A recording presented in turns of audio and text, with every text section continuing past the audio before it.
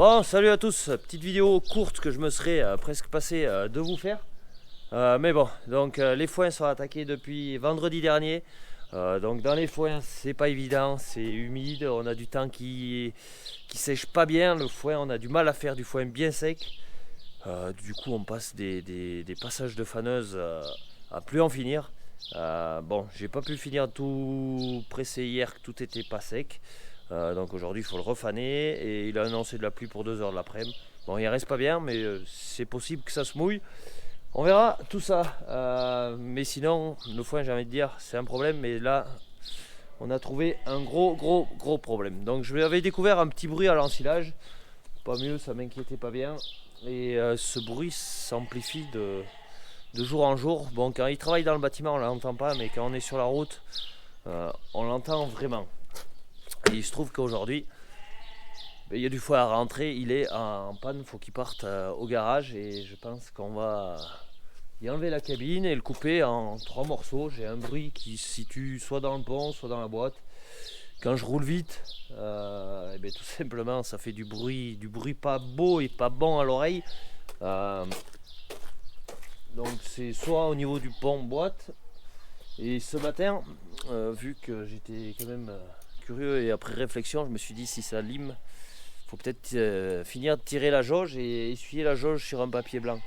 Donc chose que j'ai fait, et le papier il est là. Et bien, quand j'ai essuyé, c'était gris. Donc ça confirme qu'il y a bien quelque chose qui lime. Et ça confirme que l'huile hydraulique qui est passée dans l'Andénor et tout est polluée. Donc ça c'est un autre problème même dans la dessilleuse pailleuse. Donc ça veut dire que l'huile n'est pas nette, pas sain. Et bon, les filtres des autres tracteurs vont les filtrer, mais c'est un peu problématique. Donc vidange qui avait été faite intégralement il y a un mois, donc il était tout prêt, tout neuf côté huile. Et là, l'huile est bonne à balancer et je sais pas la panne qu'il a. Donc c'est peut-être une panne de boîte, c'est peut-être une panne de pont, peut-être c'est pas grand chose, mais je doute. J'ai jamais eu forcément bien de chance avec le matériel. Quand ça tombe en panne, en général, je m'en sors pas pour 1000 euros, ça suffit pas. Là, ça va être une panne à 3000 si je m'en tire bien, voire beaucoup plus si c'est des problèmes de boîte ou autre. Donc voilà, ça fait partie du métier. Au niveau des bêtes, ça suit son cours, même si c'est pas simple. D'ailleurs, tant qu'on est dans les emmerdes, certains ne voient pas les chiens en vidéo, ils veulent une vidéo sur les chiens. Donc il n'y en aura pas parce que tout simplement avec les chiens c'est plus que compliqué. Les brebis ont vraiment du caractère cette année et les chiens, la vieille en fait plus.